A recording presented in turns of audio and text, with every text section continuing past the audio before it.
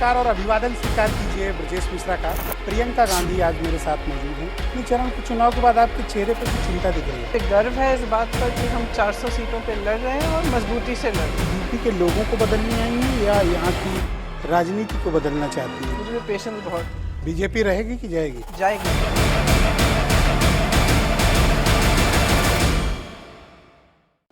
नमस्कार और अभिवादन स्वीकार कीजिए ब्रजेश मिश्रा का और आप देख रहे हैं ये विशेष प्रसारण। हमारे साथ उत्तर प्रदेश की राजनीति में एक बेहद महत्वपूर्ण स्थान बना चुकी हैं प्रियंका गांधी आज मेरे साथ मौजूद हैं। उत्तर प्रदेश में कांग्रेस की नेशनल जनरल सेक्रेटरी हैं और उत्तर प्रदेश में प्रभारी हैं। और पिछले दिनों आपने देखा होगा कि उत्तर प्रदेश की राजनीति में पिछले कई वर्षों से प्रियंका गांधी ने सभी जगहों पर जाकर जहां भी बड़ी समस्याएं हुई या जहां बड़ी घटनाएं हुई वहां प्रियंका खुद पहुंची और उन्होंने एक नई तरह की राजनीति शुरू की। ये राजनीति उत्तर प्रदेश में कांग्रेस को कितना फ़ायदा देगी? क्या कांग्रेस की सीटें बढ़ेंगी या फिर कांग्रेस का वोट शेयर बढ़ेगा या फिर ये लड़ाई किसी और चुनाव के लिए लड़ी जा रही है? तो प्रियंका गांधी इतनी मेहनत कर रही हैं, महिलाओं का एक बड़ा वोट बैंक तैयार करने की कोशिश कर रही हैं। क्या ये वाकई में फलीभूत होगा या नहीं होगा? तो आज इन सब विषयों पर खुली और विस्तृत बातचीत करने के लिए मेरे साथ प्रियंका गांधी स्वयं मौजूद हैं। बहुत स्वागत है आपका। धन्यवाद। उत्तर प्रदेश में कई चरण के चुनाव हो चुके हैं जी। क्या संभावनाएं लग रही हैं आपको अपने लिए?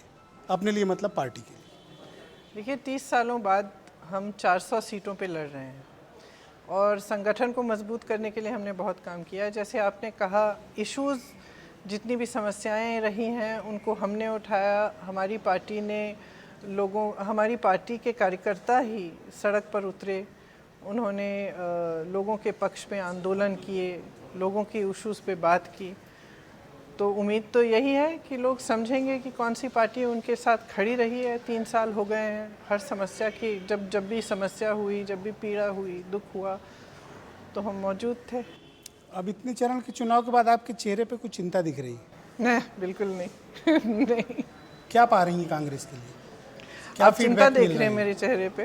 नहीं, क्या आप फील कर रही हैं इतने चरण के चुनाव के बाद? देखिए, क्या मैं फीडबैक आपको मिल रहा है? मुझे कांग्रेस पे बहुत गर्व है कि हमने इतने कम समय में एक संगठन को मजबूत किया।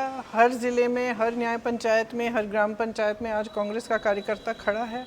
मुझे गर्व है इस बात पर कि हम 400 सीटों पे लड़ रहे हैं और मजबूती से लड़ रहे हैं और जी जान से। मतलब मैं जहाँ जहाँ जाती हूँ तो कार्यकर्ता जी जान से लड़ रहा है। इस बात पर मुझे बहुत गर्व है। अब जो नतीजा आएगा वो तो जनता पर निर्भर है और ये नहीं है कि जो भी नतीजा है उसके बाद हम काम बंद करेंगे। हम तो और मजबूती से काम करेंगे। तो आप फील्ड में जा रही हैं, जनता के साथ बातचीत कर रही हैं, तो आपको क्या लग रहा है कौन से मुद्दे हैं जो उत्तर प्रदेश की राजनीति को और यहाँ के चुनाव को प्रभावित कर रहे हैं?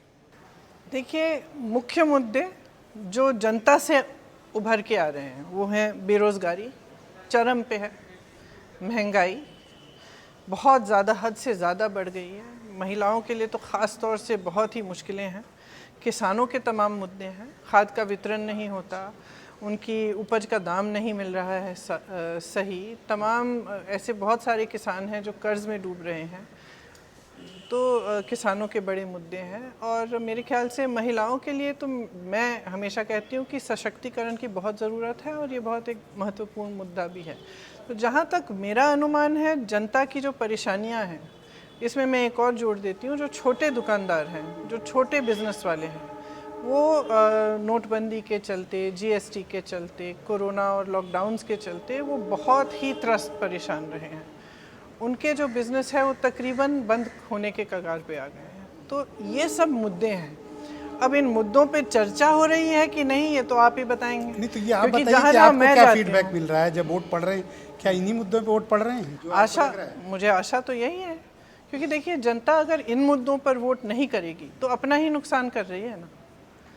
अगर एक ऐसी राजनीति को आप आगे बढ़ाते रहेंगे जो सिर्फ जातिवाद, सांप्रदायिकता, धर्म की बातें करके आपके जज्बातों को इस्तेमाल करके खुद आगे बढ़े लेकिन आपको खाई में छोड़ दे, आप भगवान भरोसे हैं, नेता फूल रहे हैं, फल रहे हैं, उनके जो मित्र हैं, उनके जो बड़े बड़े उद्योगपति मित्र हैं वो आगे बढ़ रहे हैं लेकिन आप वहीं के वहीं हैं।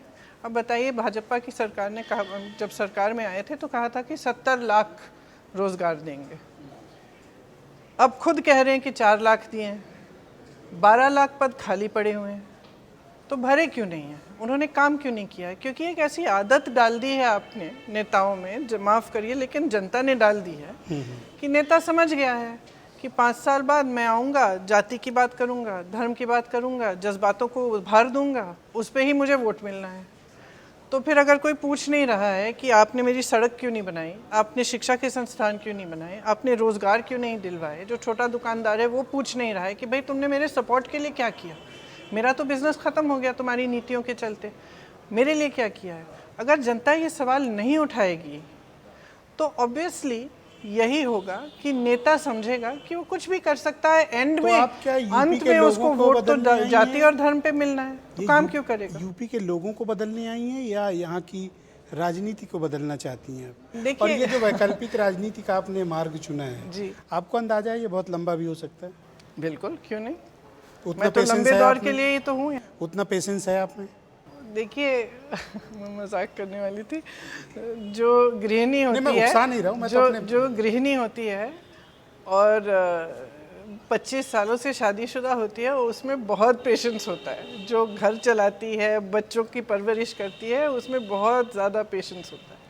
मुझ में पेशेंस बहुत है।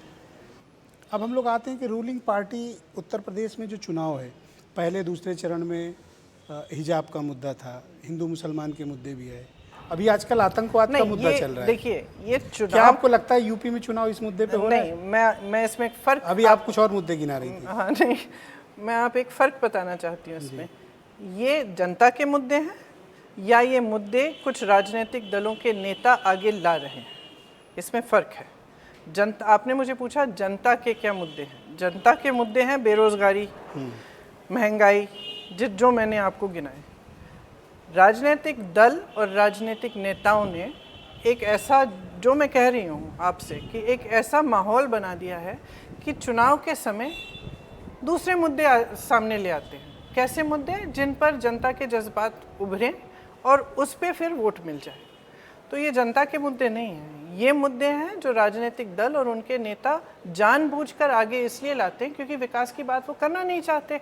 अब जो आपको कह रहा था कि 70 लाख रोज़गार देगा और 5 साल बाद उसने 4 लाख रोज़गार दे दिए और 12 लाख सरकारी पद खाली भी रख लिए। भाई खाली हैं, क्या 12 लाख आपको बेरोज़गार युवा नहीं मिले यूपी में? मैं हर मीटिंग में जाती हूँ, सबसे पहले पूछती हूँ कि यहाँ पे नौजवान कितने हैं, हाथ उठाओ। तमाम लोग हाथ उठाते हैं। फिर मैं कहती हूँ कि आपको कितनों को रोज़गार मिला, सब हाथ नीचे कर लेते हैं। तो वहीं पे हज़ारों मिल रहे हैं। तो आप मुझे कह रहे हैं कि 5 साल से सरकार में आप रहे हैं, आपको बेरोज़गार लड़के लड़कियां नहीं मिली कि आप वो 12 लाख पद भर सकते थे? आपने किया नहीं तो आप बताएंगे क्या लोगों को? आवारा पशु की इतनी बड़ी तो समस्या क्या है। ये मुद्दों से ध्यान भटकाने के लिए आप ये कहना चाहती हैं? बिल्कुल, लेकिन जनता तो समझती है इस बात को। जनता क्या समझ रही है इस बार? आप तो अभी निकली थी फील्ड में, फिर निकली थी अभी कल परसों में, जनता में क्या बात हो रही है? देखिए, जनता समझ रही है कि उनकी जो परिस्थितियां हैं, उनकी जो समस्याएं हैं वो बहुत बड़ी हैं। आज उत्तर प्रदेश में आप कहीं भी जाएं, गांव में जाएं, शहरों में जाएं, कोई खुश नहीं है। कोई ये नहीं, इस अगर उससे सवाल पूछो कि आपके जीवन में पिछले 5 सालों में तरक्की हुई है, मैं दावे के साथ कह सकती हूँ कि कोई नहीं कहेगा कि हाँ तरक्की हुई है, हाँ विकास आया है, हाँ रोज़गार मिला है, मेरी जो परिस्थितियाँ हैं वो अच्छी हो गई हैं पहले से, कोई नहीं कह सकता। तो कहीं ना कहीं सब परेशान हैं, सब समझ रहे हैं कि भाई मुद्दे मेरे बहुत बड़े हैं। जैसे मैंने कहा, किसान के बड़े बड़े मुद्दे हैं, नौजवानों के हैं। अब नौजवानों के जैसी सिर्फ रोज़गार नहीं, जो भर्ती की परीक्षाएं करते हैं, आप एक परीक्षा बता दीजिए मुझे जिसमें घोटाला ना हुआ हो या फिर पेपर रद्द नहीं किया गया। अब बच्चे अपने करियर बर्बाद कर रहे हैं, 4-4, 5-5 साल इंतज़ार कर रहे हैं नियुक्ति के लिए, उसके उनकी समस्या को कोई पढ़ रहा है सुनवाई क्या नहीं उस है। मुद्दे पे? पढ़ना चाहिए। तो मैं, देखिए, जो पढ़ेगा नहीं पढ़ेगा वो तो बाद में पता चलेगा। मैं लगातार पिछले 3 सालों से ये बात कह रही हूँ, ये कोई नई बात नहीं कह रही हूँ। मैं कह रही हूँ कि देखिए, राजनीति का धर्म होता है आपकी सेवा करना, यही नेता का धर्म है। अब नेता तो भूल गया है, आप मत भूलो ना। मैं बार बार कह रही हूँ, आप मत भूलो, आप नेता को जवाबदेह बनाओ। कौन सी बड़ी बात है? आप इतनी वोट तो आपके हाथ में है। आप इतनी टफ पिच पे क्यों खेल रही हैं यूपी? ये कांग्रेस की पिच तो है नहीं। अच्छे खिलाड़ी टफ पिच है तो खेलते हैं। टाइम लगेगा, हाँ? टाइम लगेगा। तो क्या हुआ, तो क्या हुआ? तो कांग्रेस के लिए संभावनाएं क्या देख रही हैं आप इस चुनाव में? देखिए, मैं क्या उतना एक्सपेक्ट कर रही हैं जितना आप पिछले सालों से मेहनत कर रही हैं? अगर मैं मेहनत इसलिए कर रही होती कि मैं एक्सपेक्ट करती तो मेरे से इतने टफ पिच पे काम नहीं होता। तो फिर मैं मेहनत इसलिए कर रही हूँ क्योंकि मैं जेन्युइनली, शायद आप विश्वास नहीं करेंगे क्योंकि नहीं, क्यों नहीं करूँगा, आप बताइए, बिल्कुल करें। नहीं, मैं जेन्युइनली सोचती हूँ कि जो हो रहा है गलत हो रहा है। देखिए उत्तर प्रदेश में कितना हुनर है, कितना हुनर है। कहीं भी चले जाइए, मुरादाबाद जाइए, वहाँ का हुनर है। आप कानपुर जाइए, वहाँ लेदर का हुनर है।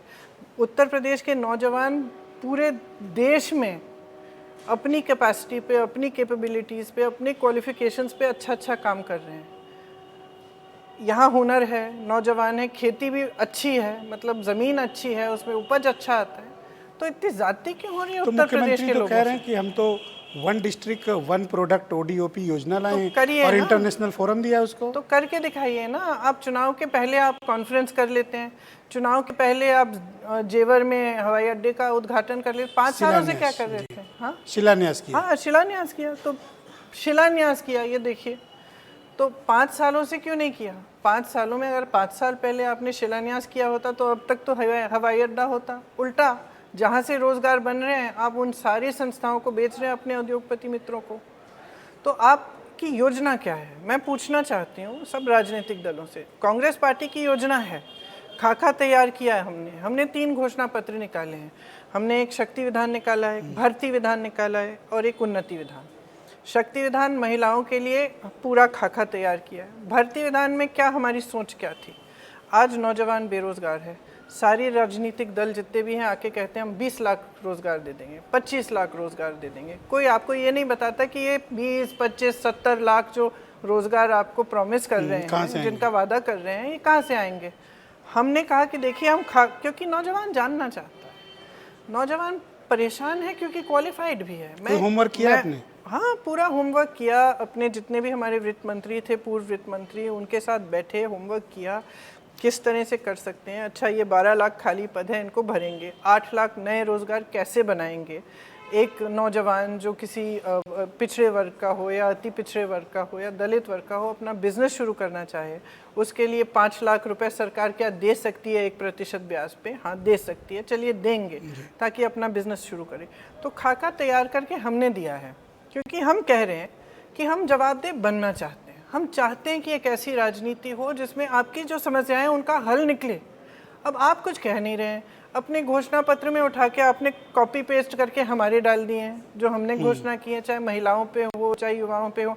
आज या कल शायद छुट्टे जानवर पे भी इन्होंने पहली बार बोला है। मोदी जी आज कह रहे हैं कि उनके संज्ञान में अब ये बात आई है कि उत्तर प्रदेश में छुट्टे जानवर की समस्या है। 2019 से हम तो चीख रहे हैं, चिल्ला रहे हैं हर जगह जाके कि ये बहुत बड़ी समस्या है, इसको संभालिए। कांग्रेस की छत्तीसगढ़ की जो सरकार है, जहाँ पे इस तरह की समस्या, उन्होंने इसको सुलझाने का बड़ा काम किया है। उन्होंने कहा कि आप जानवर की इस देखभाल आप उसका करोगे तो सरकार आपसे 2 रुपये किलो में गोबर खरीदेगी और उसका वर्मी कंपोस्टिंग करके गोबर गैस में इस्तेमाल हो जाएगा। तो इससे लोग प्रेरित हो जाते हैं कि ठीक है, अगर छुट्टा जानवर हम घर में रख भी लें तो हम कमा भी लेंगे, रख सकते हैं, ये समस्या खत्म हो गई। वैकल्पिक आमदनी है। हाँ, 5 सालों से आप सरकार में हैं और आपको हर चीज़ का संज्ञान है।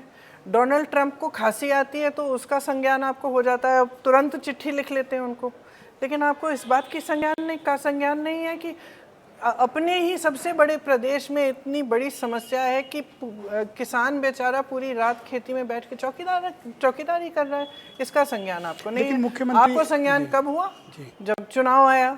चुनाव के तीसरे चरण में अचानक संज्ञान भी हो गया, अचानक इस समस्या को हल करने के लिए आपने 900 रुपए का मुआवजा भी निकाल लिया। क्यों संज्ञान में लिया?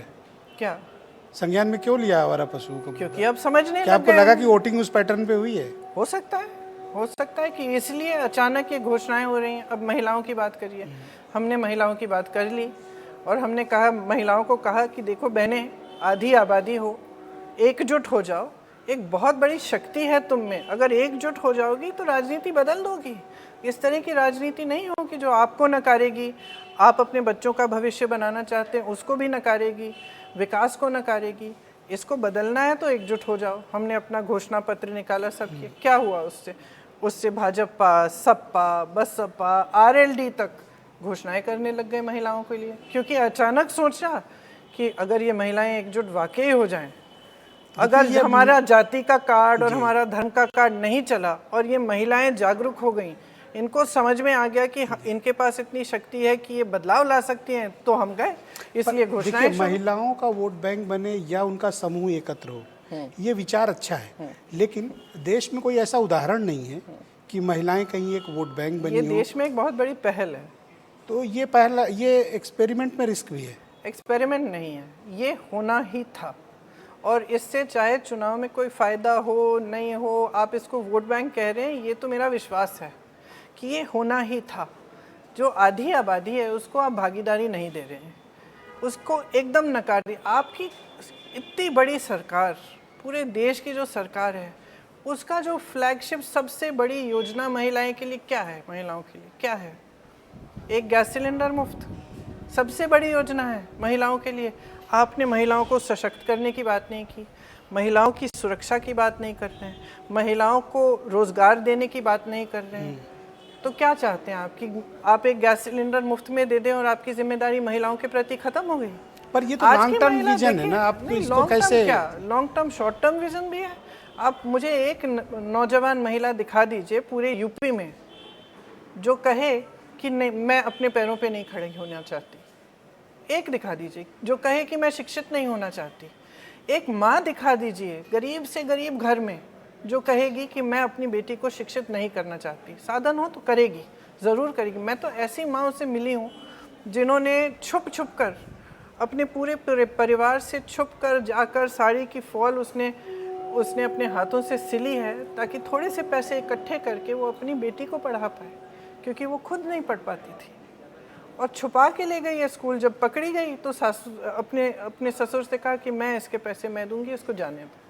मतलब इतनी महिलाओं में इतनी इच्छा है कि अपनी जो उनकी पर आपको बेटी लगता है कि आपकी संघर्ष नीतियों की वजह से ये एक समूह और एक विचार बन पाएगा? बनना है, बनना ज़रूरी है। आज नहीं बनेगा तो कल ज़रूर बनेगा, क्योंकि जो महिलाओं के साथ हो रहा है गलत है।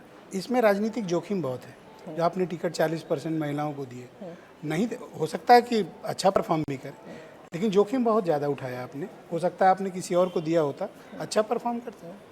जोखिम आप कैसे कह सकते हैं कि महिलाएं परफॉर्म? मैं ये नहीं कह रहा हूँ कि वो नहीं अच्छा परफॉर्म करें। महिला विरोधी एक्चुअली यूपी की राजनीति में जातिगत आंकड़े, तमाम और समीकरण ये बेहद महत्वपूर्ण होते हैं। देखिए, पहल तो कहीं ना कहीं से होनी थी, शुरुआत पर अपनी लॉस की कीमत पे। हाँ, क्योंकि ये एक रिफॉर्म है, तो इसमें अपना गेन और अपना लॉस कैसे देख सकते हैं? हम अगर सचमुच चाहते हैं कि महिलाओं की भलाई हो, महिला भागीदार बने राजनीति में, तो थोड़ा सा तो हमें उसके लिए संकट झेलना पड़ेगा। तो झेलेंगे, क्यों नहीं? तो और देखिए कैसी महिलाएं खड़ी हैं जिन पर तमाम अत्याचार हुए हैं। कल मैं उस सभा में गई जिसकी आप बात कर रहे थे, बहुत बड़ी सभा थी, माधोगंज हरदोई। उसमें पूनम पांडे जी थी जो आशा बहू हैं, और उन्होंने आंदोलन किया था। और उनकी क्या गलती थी कि वो योगी जी की सभा में चली गई और वो अपने साथ एक एप्लीकेशन ले लिया, लेकिन चिट्ठी लिखी थी योगी जी को। उन्होंने कहा कि मैं देना चाहती हूँ। इसमें लिखा था कि आशा बहुओं की मानदेय बढ़ाई जाए, और उनको इतनी बेरहमी से पीटा, उनको घसीट के उनका गला दबाया, पुरुष पुलिसकर्मियों ने उनका गला दबाया, उनके ऊपर बैठ के उनको बहुत बहुत पीटा। वो मेरे पास आई तो मैंने कहा, देखो, मुझे लगा कि ये बहुत काबिल औरत है, ये काबिल है, इसने आंदोलन किया है, ये खड़ी रही है, इसमें धैर्य है, इसमें ये मतलब अपनी बहनों को मदद करने की इच्छा है। तो मैंने कहा कि तुम चुनाव क्यों नहीं लड़ती? जो सत्ता में है उन्होंने अत्याचार किया है ना आप पे, तो सत्ता अपने हाथों पे लो, अपने हाथों में लो। पर तो क्या मैं थोड़ा लंबा बोल रही हूँ, लेकिन कंप्लीट करने के लिए अब मैं इस मंच पे गई और कितनी गर्व से खड़ी थी, कितनी खुशी से, और कह रही थी कि मैंने चुनाव लड़ा है और जी जान से लड़ा है, और जो भी है दीदी मैं अपनी जान दे दूंगी, मैं लोगों की मदद करूंगी, मैं राजनीति में रहूंगी, टिकी रहूंगी और मैं मदद करूंगी लोग।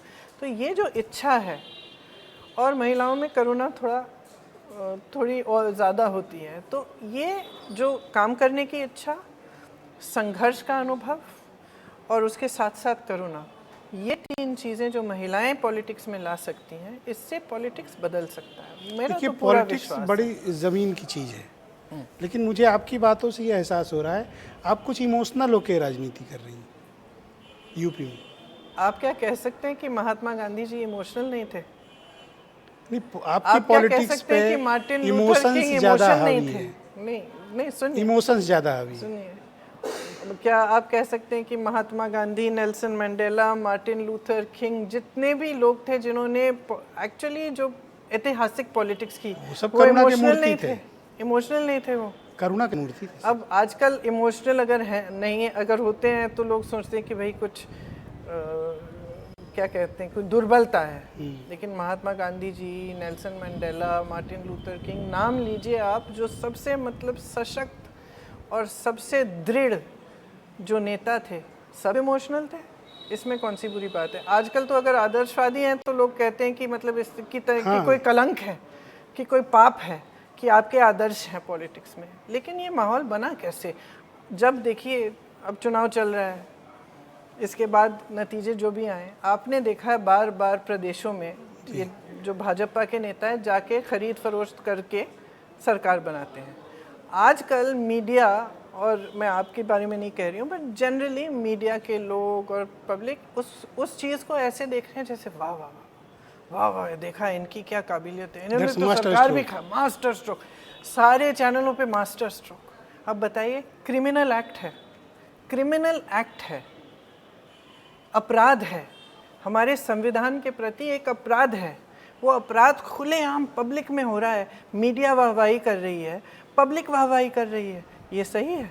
तो किसी ना किसी को तो एक दिन बदलना पड़ेगा नहीं, और उसको बदलने के लिए अगर संघर्ष करना है, अगर संकट लेना है, तो क्यों नहीं लेंगे। आप चाहती क्या है उत्तर प्रदेश में?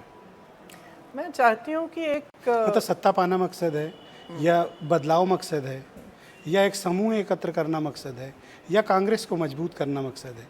मैं ये नहीं जान पाया कि प्रियंका गांधी इतने वर्षों से इतना हार्ड वर्क यूपी में क्यों कर रही हैं, क्योंकि ग्राउंड रियलिटीज़ आपको पता है, तो ये थोड़ी मिस्ट्री है। देखिए, चाहती क्या हूँ मैं, मेरा विश्वास है और मैं चाहती हूँ कि यहाँ की राजनीति बदल सकती है। क्या इसके साथ साथ मैं चाहती हूँ कि कांग्रेस मजबूत हो, कांग्रेस का संगठन मजबूत हो?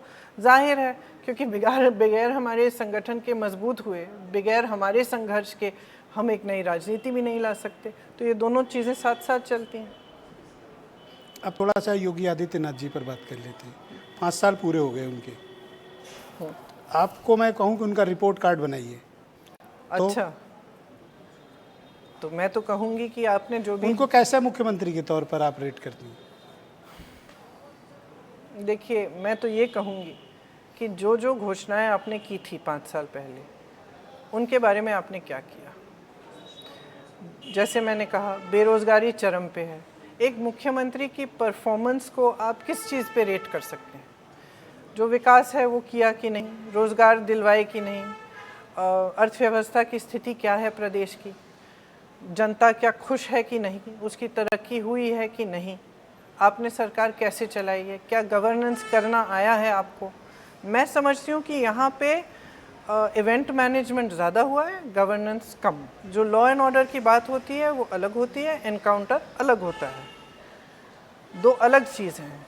लॉ एंड ऑर्डर के लिए गवर्नेंस चाहिए, और मैं मानती हूँ कि जो सरकार चलाने का अनुभव है उनमें काफ़ी शायद नहीं है, क्योंकि जो जनता के मुद्दे हैं उनको सुलझाने की क्या कोशिश हुई है। जैसे मैंने मिसाल के तौर पर छुट्टे जानवर का कहा, तो आपने हल क्यों नहीं किया 5 सालों से?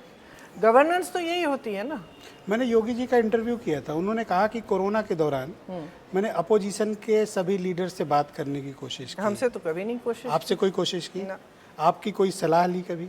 मैंने तो लगातार उनको चिट्ठियां लिखी, मैंने लगातार कहा कि हम इनको, हमारे सुझावों को सकारात्मक रूप से लीजिए, हम कोई भी नकारात्मक बातें नहीं कहना चाहते, हम आपके साथ हैं इस लड़ाई में। मैंने कहा कि कांग्रेस का हर कार्यकर्ता, हर नेता आपके साथ है, हम मदद करना चाहते हैं, क्योंकि ये किसी एक पार्टी का संकट नहीं है, ये पूरे देश का है, ये हर जने का संकट है और हम इसमें मदद करना चाहते हैं और हम पूरी तरह से सकारात्मक रूप से करना चाहते हैं।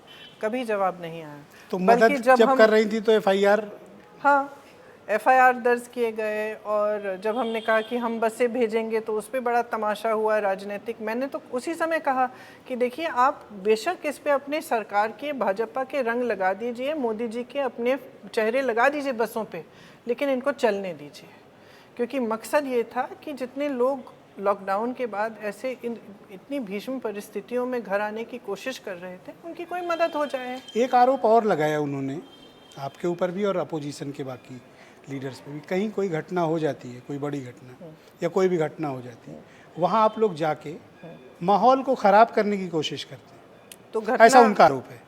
तो घटना जब होती है, लॉ एंड ऑर्डर बिगाड़ने की आप लोग कोशिश करते हैं। तो घटना, जैसे मान लीजिए आप लखीमपुर खीरी की बात कर रहे हैं, हम हाथरस पर भी बात कर सकते हैं। ठीक है, हाथरस पे भी बात करें, तो एक घटना हुई, जब वो घटना हुई तो क्या माहौल अच्छा था? कैसा माहौल था जिसने उस घटना को घटने दिया? पहले तो ये बताइए। दूसरा, ये बहाना है मुझे हमेशा रोकने के लिए कि ये हाथरस भी पहुंच जाती है, उन्नाव भी पहुंच जाती है, लखीमपुर खीरी भी पहुंच जाती है, इसको रोको। और बहाना ये होता है कि ये जाकर माहौल खराब। अच्छा, आप बताइए, कहाँ माहौल ख़राब हुआ मेरे जाने से? क्या हाथरस में ख़राब हुआ? क्या लखीमपुर खीरी में ख़राब हुआ? क्या उन्नाव में ख़राब हुआ? क्या सोनभद्र में ख़राब हुआ? कहाँ हुआ ख़राब मेरे जाने से? मैंने किसी को भड़काया, उकसाया? मैंने क्या किया? आप खीरी जा रही थी, आप माहौल ख़राब हुआ, आप अच्छा, अरेस्ट कर ली गई। हाँ, तो माहौल कैसे ख़राब हुआ? और वहाँ से आपको जेल भी भेजा जा सकता है। आप बताइए, मेरे जाने से माहौल कैसे ख़राब हुआ? जब वो हादसा हुआ, जब एक मंत्री पुत्र ने अब 6 किसानों को अपनी जीप के नीचे कुचल डाला, तब आपकी पुलिस प्रशासन कहाँ थी? कहाँ थी? और जब एक नेता, और सिर्फ मैं नहीं थी, दूसरे नेताओं ने भी प्रयास किया वहाँ पहुँचने का, जब नेताओं ने प्रयास किया पहुँचने का सिर्फ इसलिए कि सहानुभूति दिखाएं उन परिवारों के साथ और कुछ एक्शन लिया जाए, एफआईआर दर्ज करें, पोस्टमार्टम की रिपोर्ट दें परिवारों को, कुछ तो एक्शन लें, तो आपने पूरी पुलिस को छापा मार डाला, आपने पूरा, सॉरी, छापा नहीं, मेरा मतलब घेराबंदी कर ली, घेरेबंदी कर ली आपने सारी पुलिस। तो ये जिद क्यों कि मैं वहाँ जाऊंगी ही, जबकि अर्ली मॉर्निंग 5 बजे आपको फिर फाइनली हिरासत में लिया गया? ये सच जिद बताऊं क्यों? आपको क्यों जिद? ये कौन सा पॉइंट था जब आपको लगा कि नहीं, मैं तो जाऊंगी चाहे कुछ भी हो जाए? मैं बताऊं, सच्चाई बताऊं yes. क्यों? क्योंकि मुझे एहसास हो गया है कि मेरे जाने से ही एक्शन लिया जाएगा, इसलिए, क्योंकि मैंने इन 3 सालों में मैंने देखा है। तो व्यक्तिगत जोखिम भी तो था। हाँ, नहीं तो उसमें क्या है? उसमें क्या है? कौन सा व्यक्तिगत जोखिम? कोई कुछ करेगा मुझे? करने दीजिए, मुझे क्या? मेरे तो पुश्तों से शहीद होते चले आ रहे हैं मेरे परिवार के सदस्य, उसमें कौन सा भय है? जेल भी भेजा जा सकता है। तो जाऊंगी, खुशी से जाऊंगी। अगर जनता की भलाई हो तो खुशी से जाऊंगी, क्यों नहीं जाऊंगी? देखिए, इतनी बड़ी घटनाएं हो रही हैं, महिलाओं पर ऐसे अत्याचार हो रहे हैं, आप महिलाओं के शव जला रहे हैं बगैर उनके माता पिता की मौजूदगी के। आपके मंत्री के बेटे ने किसानों को कुचल डाला, आप कुछ नहीं कर रहे हैं। आप कह रहे हैं माहौल अच्छा है, माहौल तो तब बिगड़ रहा है जब कोई आ रहा है उनसे मिलने, कुछ नहीं कर रहे हैं। अभी तो जमानत हो गई। हाँ, जमानत हो गई, बिल्कुल। तो अभी कैसा फिर? आपने जमानत के बाद रिएक्ट नहीं किया? बिल्कुल किया है रिएक्ट, बहुत गलत हुआ है। क्या करना चाहिए? सरकार को एक सॉलिड डिफेंस करना चाहिए था, उसको जमानत नहीं मिलनी चाहिए थी। रिहा कैसे हो रहा है? उसने कितनी बड़ी चीज की है, ये छोटी बात नहीं है कि 6 लोगों का। हाँ, ये आरोप किस पे लगा रही हैं कि वो रिहा हो गया? जो अपराधी हैं, जो मंत्री। क्या सरकार की लचर पैरवी? हाँ, सरकार की पैरवी लचर हुई? देखिए, सरकार के जो प्रोसिक्यूटर हैं वही तो केस लड़ते हैं रिहाई के खिलाफ, है ना। बेल तो अपराधी का डिफेंस मांगेगा, लेकिन सरकार को लड़ना चाहिए, मजबूती से लड़ना चाहिए। कचहरी के बारे में नहीं कह रही हूँ, जो जज करेगा, जो जज सही समझता है उसके बारे में कोई बात नहीं कर रही हूँ। बट मैं सिंपली ये कह रही हूँ कि आप सरकार हैं, आपको बेल के खिलाफ खूब ज़ोर से लड़ना चाहिए था कोर्ट में, क्यों नहीं लड़ा? अब मैं आपके समक्ष कुछ पोस्ट पोल अलायंस की तस्वीर रखता हूँ और मैं चाहता हूँ कि जितनी बेबाकी से आप अभी बोल रही हैं उन बातों को रखें। It's very serious issue. बहुमत किसी को नहीं आता है, काल्पनिक तस्वीर है। ठीक है, तो कांग्रेस के पास विकल्प क्या होगा? This way that way. मतलब डिपेंड होता है कि किसको बहुमत नहीं आ रही है, किसके कम है, किसके ज़्यादा है। वो तो डिपेंड करेगा कि पिक्चर क्या आएगी, है ना, आगे क्या होगा। जब वो स्पष्ट होगा तभी कांग्रेस निर्णय ले सकती है, और कांग्रेस की क्या स्थिति होगी उस पर भी ये निर्भर है। क्या आप मानती हैं कि यूपी में बाइपोलर इलेक्शन है? मैं इतना मानती हूँ कि लोग बहुत परेशान हैं और लोग ऊब चुके हैं। रास्ता क्या है फिर? मतलब विकल्प क्या कांग्रेस है? मैं तो बार बार कह रही हूँ कि आपको नई राजनीति चाहिए, एक ऐसी राजनीति चाहिए जो आपकी समस्याओं का समाधान करे और जो एक्चुअली आपके लिए समर्पित है, तो कांग्रेस को चुनिए। बार बार कह रही हूँ। लार्जेस्ट अपोजिशन का जो अलायंस है, that is socialist alliance, Samajwadi party का अलायंस, इसके विचार से आप कितना सहमत हैं? इसकी जो विचारधारा है, आइडियोलॉजी। देखिए, हमारी विचारधारा अलग है इनकी विचारधारा से। हमारी विचारधारा भाजपा से भी अलग है। हमारी विचारधारा ने इस देश की नींव डाली। इस देश की जो आज़ादी की लड़ाई थी वो हमारी विचारधारा पे लड़ी गई। तो हमारी विचारधारा स्पष्ट है कि अलग है। अच्छा, मैं सीधा सीधा पूछ लेता हूँ, ज़रूरत पड़ने पर क्या सोशलिस्ट अलायंस को सपोर्ट की कोई ज़रूरत पड़ती है तो कांग्रेस क्या उन विकल्पों पर विचार करेगी? देखेंगे क्या होता है। अगर ऐसी परिस्थितियां आएंगी तो ज़रूर विचार करेंगे। अब विचार का नतीजा क्या निकलेगा वो तो बाद में ही पता चलेगा, जब ऐसी परिस्थितियां आएँ। तो मैं इसको क्यों न मानूं कि आप समर्थन देने के लिए तत्पर हैं अगर ज़रूरत पड़ेगी तो, क्योंकि बीजेपी को रोकने के लिए? क्योंकि मैं कह रही हूँ कि जब परिस्थितियां होंगी, ऐसी होंगी, तभी निर्णय लिया जाएगा कि क्या करना है क्या नहीं। दो विकल्प में रखता हूँ, एक में अखिलेश यादव और दूसरे में मायावती। आपकी निगाह में दोनों में आप खुद को किस विचार के ज़्यादा नज़दीक पाती हैं? It's not tricky question, easy सवाल। देखिए, कांग्रेस की जो विचारधारा है वो समानता पर आधारित है और सच्चाई यही पर बात तो बहन आधारित जी भी है। कहती हैं, अखिलेश यादव भी कहते हैं। हाँ, तो ठीक है, अगर वो मानते हैं तो अच्छा है। तो इनमें आप किसके नज़दीक मानती हैं अपने को विचारों के दृष्टिकोण से? देखिए, विचारों के दृष्टिकोण से दोनों के साथ कुछ तालमेल है और दोनों के साथ कुछ अलगपन भी है और कुछ अलग विचार भी हैं। तो तो बीजेपी को तकरीबन दोनों के साथ ये बात है कि कहीं कहीं हमारी विचारधारा मिलती जुलती है और कहीं कहीं एकदम अलग है। तो ये खुला प्रस्ताव है कि अगर ज़रूरत पड़ी तो बीजेपी को रोकने के लिए आप अखिलेश यादव को भी सपोर्ट कर सकती हैं और ज़रूरत पड़ी तो मायावती को भी। अगर ज़रूरत पड़े और परिस्थितियाँ ऐसी आएं, तब हम उस समय परिस्थितियों को देखकर निर्णय लेंगे।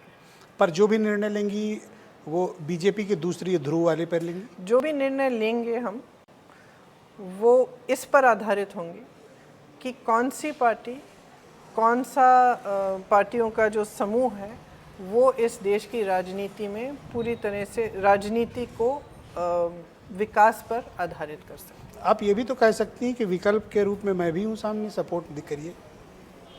आप अपने को विकल्प के रूप में प्रस्तुत कर सकती हैं। पर वो तो मैं हूँ, मतलब मेरी तो पार्टी फिर है। अगर आपको मुख्यमंत्री बनना हो तो आप इनका सपोर्ट लेने के लिए तैयार हैं? देखिए, मेरी पार्टी है, मेरी पार्टी देने के लिए आप तैयार होंगे, अब मैं तो भविष्य लेने के लिए भी तैयार हो मैं भविष्य की सारी बातें करूं, जैसे कोई ज्योतिषी वाणी हो मेरी जी। नहीं, मैं पोस्ट पोल अलायंस क्या होगा, सिनेरियो क्या होगा, इट्स वेरी इंपॉर्टेंट इशू। ये कोई ज्योतिष नहीं है, तो पॉलिटिक्स तो बहुत चीज़ें काउंट करने पोस्ट पोल अलायंस और पोस्ट पोल की जो बिल्कुल इम्पोर्टेंट इशू है, लेकिन जब परिस्थितियां सामने आएंगी तभी तो उस पर विचार कर सकते हैं।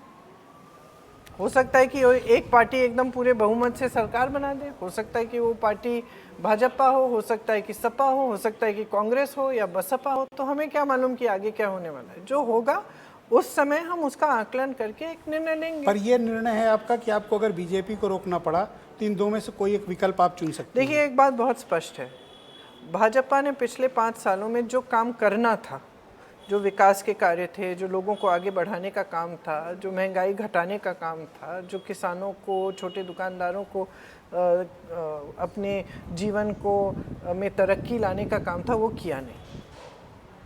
ये बात बहुत स्पष्ट है। तो मेरे नज़रिए में इनकी सरकार फेल हुई है। अब आगे जो भी सरकार बने, चाहे कांग्रेस की बने, चाहे सपा की बने, चाहे बसपा की बने, मेरे विचार में वो सरकार उसको जनता के लिए काम करना चाहिए और इन समस्याओं को सुलझाने का काम करना चाहिए। अगर हमें लगे कि ऐसा कोई समीकरण बन रहा है, ऐसी कोई परिस्थितियां बन रही हैं, हाँ, तो आपकी स्टेक क्या होगी? देखेंगे। अब मैं आपको पोस्ट पोल अलायंस से थोड़ा रायबरेली अमेठी की तरफ ले चलता हूँ। अमेठी की हार की कसक है? नहीं, क्योंकि देखिए वाई? क्योंकि ये चीज़ें होती हैं और मेरे ख्याल से अमेठी में पूरा परिवार हमारा, पूरे सारे परिवार के सदस्य अमेठी की जनता के लिए, अमेठी के लिए हमेशा समर्पित रहे और उस हार के बाद भी समर्पित है। कोरोना के समय किसी अमेठी वाले ने स्मृति ईरानी जी को तो नहीं बुलाया संकट में, लेकिन सब ने हमें फ़ोन किया। तकरीबन सूरत से, बम्बई से, नॉर्थ ईस्ट से अमेठी वालों के फ़ोन आए, हमने उनसे बात की, उनको हम घर लाए। घर के हैं, परिवार के हैं, थोड़ा सा ठेस हो जाता है, थोड़ी सी नाराज़गी हो जाती है परिवार के सदस्य को, तो ठेस आपको लगी कि उनको लगी? दोनों को लगी होगी, दोनों को लगी होगी। थोड़ा सा तो दुख होता है या सबको। तो अब क्या प्लानिंग है अमेठी को लेके आपकी? देखिए, जैसे राहुल जी लड़ेंगे वहाँ से चुनाव?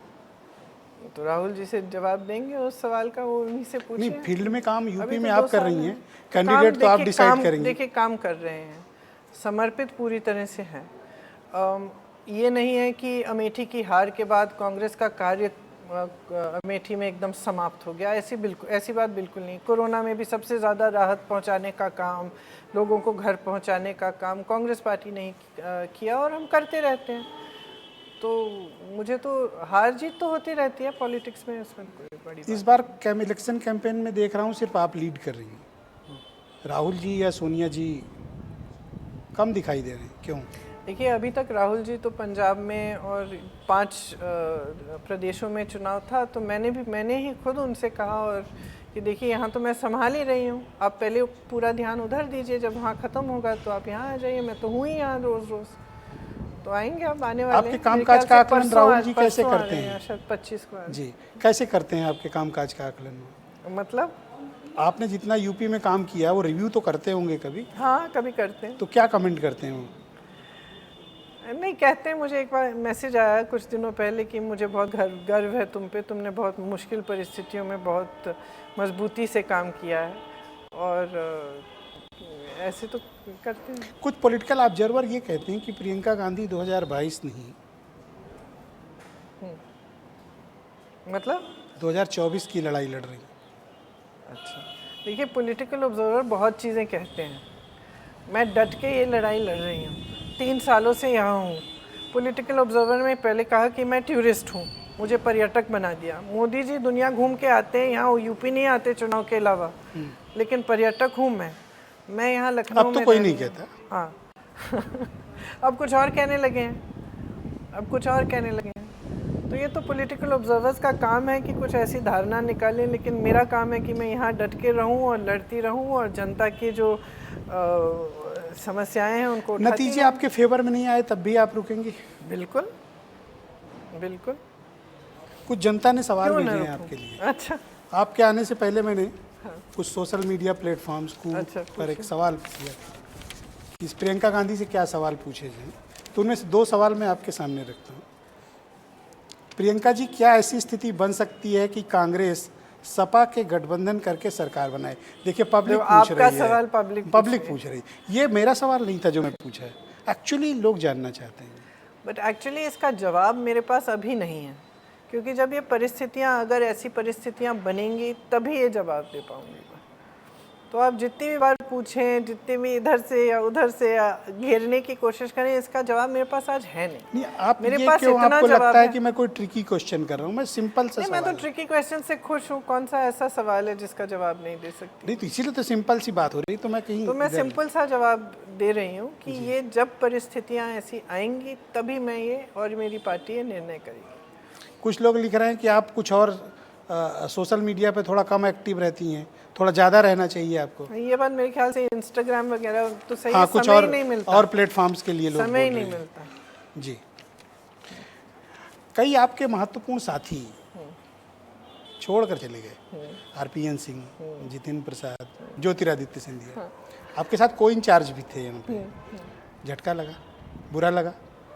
क्यों गए वो छोड़ के आपको? देखिए, कोई साथी छोड़ता है तो हाँ, हमेशा थोड़ा बहुत तो बुरा लगता है, लेकिन अब उनकी क्या परिस्थितियां हैं, उनको वो क्या सोच रहे हैं, क्यों जाना चाहते हैं, उनके लिए तो मैं बोल नहीं सकती। मैं इतना ज़रूर कह सकती हूँ कि जो लड़ाई हम लड़ रहे हैं, ख़ास तौर से यहाँ यूपी में, जी, वो एक साथ क्यों छोड़ा उन्होंने? उसके लिए हिम्मत चाहिए, संघर्ष है। आपने खुद कहा, बहुत संघर्ष है। हो सकता है समय भी लगे, पेशेंस की ज़रूरत है, संकट झेलने पड़ेंगे। आजकल सरकार के खिलाफ को कुछ करो तो जेल भी जाना पड़ता है, तमाम एजेंसियां आपके पीछे पड़ जाती हैं, तो हिम्मत चाहिए। अब जिसकी हिम्मत नहीं है वो चले जाएगा तो उसके बारे में क्या कहा जाए। ऐसा तो नहीं कि आपके हाथ में यूपी में भी सत्ता नहीं है, दिल्ली में नहीं है, छोड़कर जा रहे हो?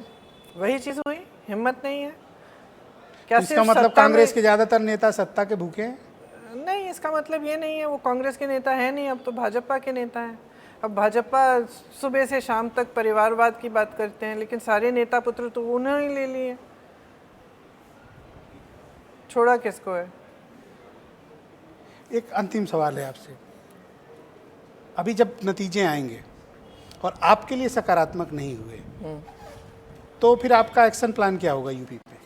मेरा एक्शन प्लान है कि मैं कोई डिमोरलाइज नहीं कर रहा हूँ, ना हतोत्साहित कर रहा हूँ, एक ग्राउंड रियलिटी पे अपन बात करते हैं। देखिए, डिमोरलाइज करना बड़ा मुश्किल है, क्योंकि मैं काम नतीजों के लिए नहीं, मैं काम जनता के लिए कर रही हूँ। ये मेरी मानसिकता है। और ये एक मैं इसलिए नहीं कह रही हूँ कि मैं आपके साथ इंटरव्यू में बैठी हूँ और पब्लिक सुन रही है। मैं सच्चाई कह रही हूँ, ये मेरी सच्चाई है। मैं काम करना चाहती हूँ जनता के लिए, इसमें कोई तो मैं काम करती रहूँगी। जो मैं देख रही हूँ, रोज़ रोज़ देख रही हूँ, महिलाओं की क्या स्थिति है।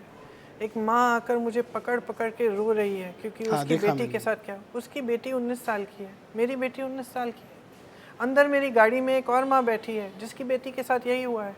घर आके एक दूसरे किसान ने आत्महत्या कर ली, उसका परिवार मुझसे पूछ रहा है हम क्या करेंगे, हमारी देखभाल कौन करेगा। रोज़ रोज़ देख रही हूँ। ये नहीं है कि एक बार ऐसा कोई हादसा हो गया, रोज़ रोज़ कोई ऐसा हादसा हो रहा है। अरुण वाल्मीकि के घर जाती हूँ, 18 परिवार के सदस्य उठा के आपने जेल में धर दिया और ऐसा पीटा कि मतलब किताबों में भी फिल्मों में भी इस तरह की कल्पना नहीं हो सकती कि किस तरह पीटा है। इलेक्ट्रिक शॉक लगा के नाखून निकाल दिए बाकायदा लोगों के। ये हो रहा है इस प्रदेश में। तो अगर कोई उठ के लड़ेगा नहीं, कोई आवाज़ नहीं उठाएगा जनता की, तो फिर राजनीति का मकसद तो ही ये क्या तय है है? कि ना आप करें फिर वैकल्पिक राजनीति और लंबे समय के लिए उत्तर प्रदेश में रहने को तैयार हैं, नतीजे कुछ भी हों? बिल्कुल बिल्कुल बिल्कुल नहीं हिलूंगी मैं। रहेंगी यूपी? बिल्कुल।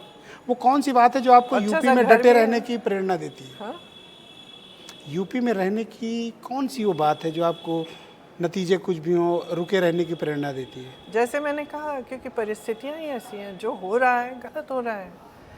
जो आपने परिस्थितियाँ ये बना दी हैं कि जनता एक राशन के बोरे पर के इंतज़ार पर निर्भर है, कि जनता आप 1000-2000 रुपए हर 2-3 महीने उनके खाते में डाल रहे हैं, उसके लिए जनता इंतज़ार कर रही है। ये परिस्थितियाँ आपने बनाई हैं, ये सरकार का काम नहीं है। सरकार का काम है जनता को सशक्त करना, जनता को खड़ा करना, नौजवानों को रोज़गार दिलवाना। तो आज ये परिस्थितियाँ क्यों बनी हैं कि ये जो एक राशन का बोरा है, मैं ये नहीं कह रही कि बुरा है जो आप कर रहे हैं, अच्छा है आप दे रहे हैं, अच्छा है, लेकिन यहाँ आपकी जिम्मेदारी ख़त्म नहीं होती। यहाँ तो शुरुआत है, ये तो शुरुआत है। एक गैस सिलेंडर शुरुआत है। शिक्षा के संस्थान बनाओ, महिलाओं को खड़ा करो, नौजवानों को सशक्त बनाओ, ये सरकार की जिम्मेदारियाँ हैं। अब ये सब भूल गए कि पर आप जो कर रही हैं उससे ये आरोप भी है आप जो कर रही हैं उसको कांग्रेस को कम फायदा होगा रिसीविंग एंड पे, मैंने- लार्जेस्ट अपोजिशन को ज़्यादा होगा। मैंने अभी अभी कहा अगर मैं फ़ायदे के लिए कर रही हूँ तो इससे अच्छा है कि मैं अपने बस्ते बांधूँ और चली जाऊँ। मैं फ़ायदे के लिए नहीं कर रही हूँ, मैं कर रही हूँ पर इसका क्योंकि मुझे पॉलिटिकल जो लगता है बेनिफिट है, मुझे लगता है कि ये देश का सबसे बड़ा प्रदेश है, सबसे ज़्यादा हुनर है, सबसे ज़्यादा कैपेबिलिटीज़ है, सबसे ज़्यादा नौजवान इसी प्रदेश में हैं और आप एकदम इसको भगवान भरोसे छोड़ रहे हैं। आप यहाँ पे सिर्फ एक राजनीति चला रहे हैं, धर्म के आधार पर, जाति के आधार पर, जज्बातों के आधार पर। क्या यही है मकसद राजनीति का? वन फाइनल क्वेश्चन, 10 मार्च के बाद का उत्तर प्रदेश? आशा तो यही है, उम्मीद यही है कि एक नया दौर शुरू होगा, विकास आएगा, यहाँ पे एक ऐसी राजनीति आएगी जो जनता के लिए लड़े, जनता के लिए समर्पित हो, जो मुझे आज नहीं बीजेपी दिख रही। रहेगी कि जाएगी? जाएगी ज़रूर। बहुत शुक्रिया, धन्यवाद हमें समय देने के लिए। धन्यवाद। आप सबका भी बहुत बहुत शुक्रिया और धन्यवाद इस विस्तृत इंटरव्यू को देखने के लिए। बहुत बहुत शुक्रिया, धन्यवाद, नमस्कार।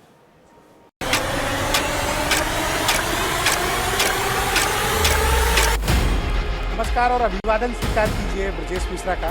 प्रियंका गांधी आज मेरे साथ मौजूद हैं। अपनी चरण के चुनाव के बाद आपके चेहरे पर कुछ चिंता दिख रही है। एक गर्व है इस बात पर कि हम 400 सीटों पे लड़ रहे हैं और मजबूती से लड़ रहे हैं। यूपी के लोगों को बदलनी आई है या यहाँ की राजनीति को बदलना चाहती है? मुझे पेशेंस बहुत। बीजेपी रहेगी कि जाएगी? जाएगी।